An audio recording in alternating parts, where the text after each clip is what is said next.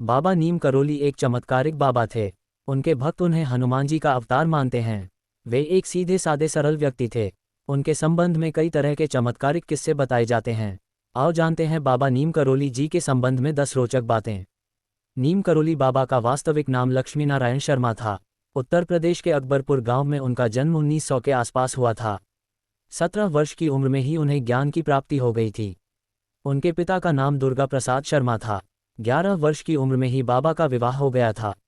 1958 में बाबा ने अपने घर को त्याग दिया और पूरे उत्तर भारत में साधुओं की भांति विचरण करने लगे थे। उस दौरान लक्ष्मण दास, हांडी वाले बाबा और तिकोनिया वाले बाबा सहित वे कई नामों से जाने जाते थे। गुजरात के ववानिया मोरबी में तपस्या की तो वहां उन्हें तलैया बाबा के नाम से पुकारते लगे थे। एक बार बाबा फर्स्ट क्लास कंपार्टमेंट में सफ़र कर रहे थे। जब टिकट चेकर आया तो बाबा के पास टिकट नहीं था। तब बाबा को अगले स्टेशन नीम करोली में ट्रेन से उतार दिया गया।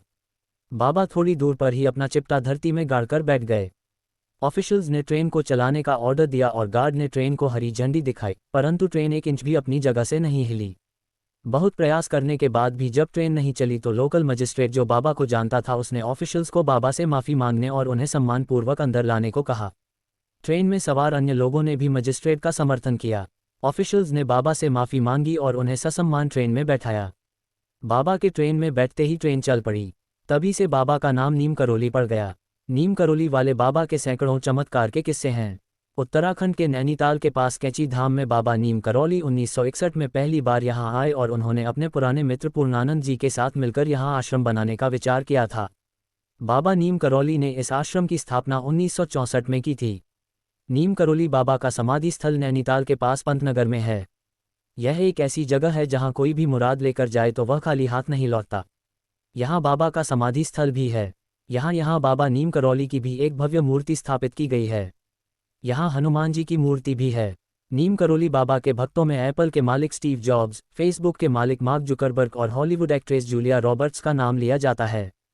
कहा जाता है कि इस धाम की यात्रा करके उनका जीवन बदल गया। 15 जून को देवभूमि कैची धाम में मेले का आयोजन होता है और यहाँ पर देश विदेश से बाबा नीम करोली के भक्त आते हैं। इस धाम में बाबा नीम करोली को भगवान हनुमान का अवतार माना जाता है। देश विदेश से हजारों भक्त यहाँ हनुमान जी का आशीर्वाद लेने आते हैं। बाबा के भक्तों ने इस स्थान पर हनुमान का भव्य मंदिर बनवाया। यहाँ 5 देवी देवताओं के मंदिर हैं। इनमें हनुमान जी का भी एक मंदिर है। बाबा नीम करोली हनुमान जी के परम भक्त थे और उन्होंने देश भर में हनुमान जी के कई मंदिर बनवाए थे। रिचर्ड एल्बर्ट रामदास ने नीम करोली बाबा के चमत्कारों पर मिरेकल ऑफ लव नामक एक किताब लिखी। इसी में बुलेट प्रूफ कंबल नाम से एक घटना का जिक्र है। बाबा हमेशा कंबल ही ओढ़ा करते थे। आज भी लोग जब उनके मंदिर जाते हैं तो उन्हें कंबल भेंट करते हैं। बाबा नीम करोली महाराज के 2 पुत्र और एक पुत्री हैं। ज्येष्ठ पुत्र अनेक सिंह अपने परिवार के साथ भोपाल में रहते हैं, जबकि कनिष्ठ पुत्र धर्म नारायण शर्मा वन विभाग में रेंजर के पद पर रहे थे। हाल ही में उनका निधन हो गया है। उन्होंने अपने शरीर का त्याग 11 सितंबर 1973 को वृंदावन में किया था। बताया जाता है कि बाबा के आश्रम में सबसे ज़्यादा अमेरिकी ही आते हैं। आश्रम पहाड़ी इलाके में देवदार के पेड़ों के बीच स्थित है।